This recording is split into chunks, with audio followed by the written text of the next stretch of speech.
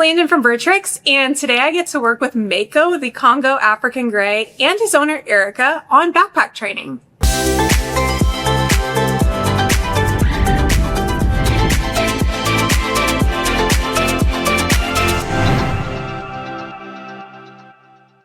Unfortunately, Erica has only associated the backpack with Mako going in it to go to the vet for nail trims, which is just not a super pleasant experience for a bird. So today we had to unwind and reestablish a lot of trust with that backpack in a new environment. We did this by just creating slow approximations towards the backpack. It was also really important to consider the antecedent arrangement or the environmental arrangement here. So we actually did something where we put the backpack up on a high table. Previously, she'd always loaded him into it on the ground, and we just thought changing up the orientation a little bit might be the difference that would make this successful. Let's try and lift you up a little bit higher, because now we're isolating, we're eliminating more of the possibilities for fear. If he's afraid of being put on the ground, then having him go in the backpack on the ground might be harder to overcome. But having him up higher, he might feel safer naturally. We also moved his perch that he was super familiar with close to the backpack so that it wasn't a big ask to maybe go to a hand and then get carried over to a backpack. He was able to completely, on his own choice, walk over to the backpack and decide to receive a treat for getting closer and closer each time. In addition to all of that, he was also able to use the perch or his safe space to sort of retreat and enjoy the treat that she had given him.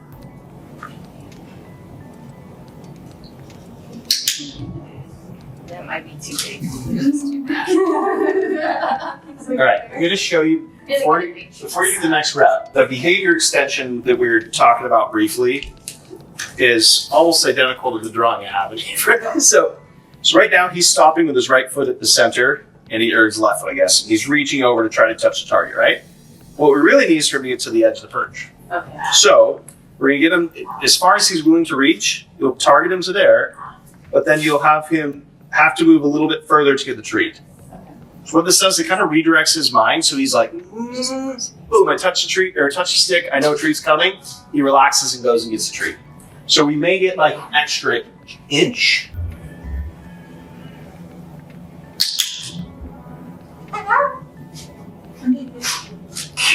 Wow. The longest neck on the ground. Just see if you can kind of encourage just him offering that he learns like closer to the backpack means something's coming. Nice. Oh yeah, give him that. If you hear the police, yeah. Okay. Because he went from 1 foot now to 2 feet. Let's just see what he offers. Kind of maybe he would go further. There you go. You don't want to push him too far. That was weird. It's like I need my 3-piece treat. That's okay. I didn't click because he didn't really do a ton. Yeah. Next time, hold it just far enough where he can't. Maybe even closer towards you, so he has to kind of stay. Right here? Yeah, you're right there. So we definitely want him to put both feet on the table. The criteria now is both feet, and he did like a little shuffle step, Okay, go ahead and reset and just let him fail on that one, and just see if you can come back.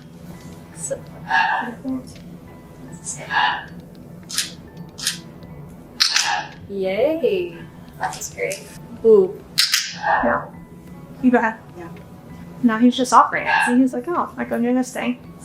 Hold it right there.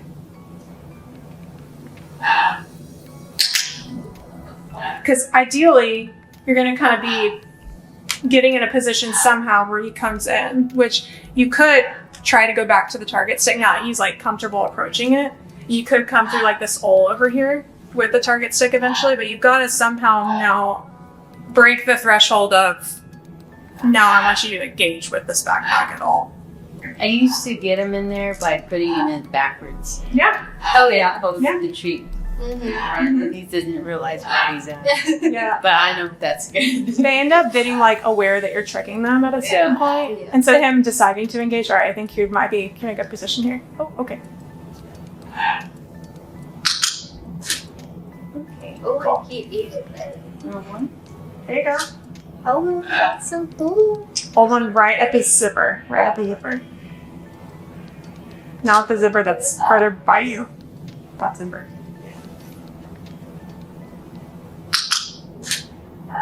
Cool. Okay. So I was almost wondering if you could like, what if you had your hands, you know, sort of in here, delivering treats, and then you were able to like pull it back? Like right here. Yeah. And try not to have the ceiling cave in on it. Oh, That moves. Which I might be able to help hold it, but It'll work against us. I think so. I'll hold it open for you a little. So you could just be like here, Right. start working him into your center. So you can be like, check this out. You can do it here. Because I think because your hand is coming around, he's following where your hand is already. Cool. I'll click. Yeah. That was awesome. Grab that one that's on the seam right there. You can just keep your arm in it. It's going to be so uncomfortable. Hang tight right there. You can go to it. So think of the doorway as like an invisible threshold right here, and just like any little movement of his head towards that threshold is probably what I'm going to click. Tight.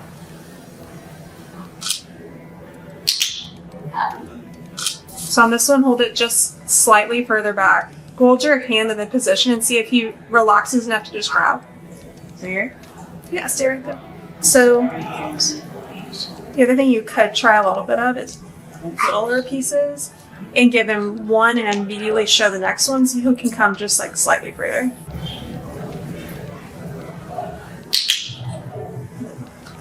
There you go. Hold it right there.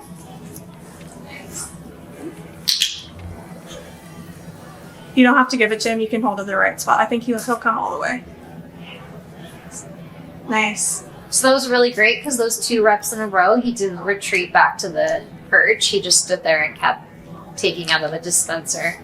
So go back a little further on this one. I did that one pretty easily. All right, hold the criteria right there. Do not get it closer to him. Did I? Oh, yes. I couldn't see you. She's like, you're a genius. So Jamie in that moment. She was like, She was like, I was like, stay right there. Stay right there. You're moving closer. Stay right there. Force. She wants him to succeed so bad. We're doing so great. Stay right there. Right there. It's harder. He can do it. Don't move.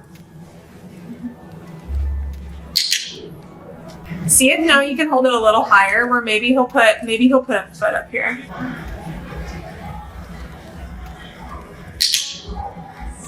So see how I was like at the top? So he's gonna have, it's almost like when we were doing the step up, it's like, this is just a piece of furniture for me to get where I want to go. Hold it up even a little higher right there. Oh my goodness, Ellie. That's so great. Yeah. yeah. Get ready with the next one. Hi. Oh. He's so good. Love it. He's just like left his So I just touch it like that, right? So you're gonna have to go higher, kind of at the top. so that he understands to use the backpack to get to the tree. Right there. Bing. Right there. I want to see if I can get him to get like a little weight on that foot. Oh. Hold your ground. I want to split back up there. Thanks. So you could raise the perch, move this to the edge so that the perch is flush with this right here. So maybe it's just like a horizontal step onto this where he starts trusting this surface more. Because that's kind of a big ask to trust a piece of fabric. One of the things we realized during the session was that once we knew he was comfortable approaching the backpack on his own, with him doing that every single time for each rep, so we were able to move the backpack closer to the perch. Mako was able then to just be inside the backpack while still in the comfort and safety of his perch that he trusts. And just see if you can just kind of encourage him to come to the edge of this perch. So he's like, his body's inside a little bit. I'll click. Is that far enough? Yeah, you can get it. Oh, you're good. Nothing bad happened. I'll click when you can get it, Jim. Now pull your hand just a little further back towards the back part of the backpack. I want him to stick his like body in there. No, he didn't. Cool. I think that's your ticket at home. I am really happy with the progress that we were able to make today because we were able to take a bird that was completely fearful to even go near the backpack to him stepping 1 foot down on the table, 2 feet down on the table, and eventually taking a treat from her hand inside of the backpack. One of the critical components here was making sure that all of the equipment was set up for success. I was sort of holding and bracing the backpack in one place while Erica had her hand sort of through the backpack where he wasn't asked to come all the way inside on the very first rep, and the backpack wasn't going to do anything scary like collapse on him. With birds like African greys, it's really important to set up your environment very thoughtfully and carefully so that when you're asking them to do something, they continue to build trust in you. Let's see if you can flash a treat and see it. He'll come in a little bit more. Maybe we end on this one if he's kind of flash it to him a little more where you can kind of see it there. Cool. Yeah, I think as you're probably gonna have to give him a treat to do it, but not right now. You can shove that perch all the way to the back where this one is, or move this perch up to the front, where you start to lure him more because he's cool. I didn't even see you. That's fine. You did a great job, bud. It's really tempting to, once you get this far with the behavior, have the bird step into the backpack, zip it up, and go on your way.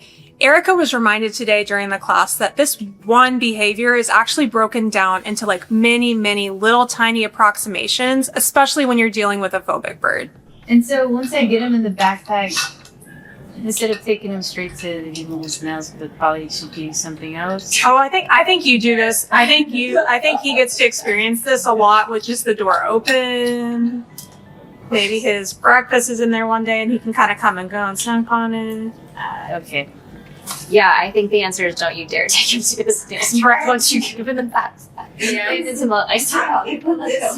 I think he just needs lots of opportunities to like come and go where he ends not stuck in it going somewhere. Yeah, because he doesn't like it. If you have a phobic bird at home that tends to be fearful of a lot of new things or even one in particular thing, remember to take it really slow. We like to talk about something called the noun experience, where we introduce new people, places, and things to birds, but you want to make sure you're doing it at a pace that's reasonable for the bird. You don't want to push them too far, and by the time you've gone 100% of the way, they realize they're super freaked out and going to fly off. You want to really baby step your way into those interactions so that you can build trust with your bird. Erica has some tools to work on going home. We also sent her home with some instructions like, the next time this bird goes in a backpack, maybe don't take it to the vet for a nail trim. Make sure that there's a lot of positive experiences like eating meals in the backpack, getting to go in the backpack and out of the backpack without it being zipped up on her. She left feeling like she was set up for success, and she also left through some observational learning of her own with some ideas for new hands-off tricks that she can teach Mako. Parrots are the third most popular pet in the entire world, yet the #1 most rehomed. If you're interested in joining our mission of saving parrots one person at a time, visit birdtricks.com to learn more about our parrot training courses, organic bird food, all-natural parrot toy line, and much, much more. When we know better, we do better. It's through you that we can help people offer only the best quality products to their parrots, along with the knowledge they need to live in harmony with their birds through permission-based training. Visit birdtricks.com today to learn more.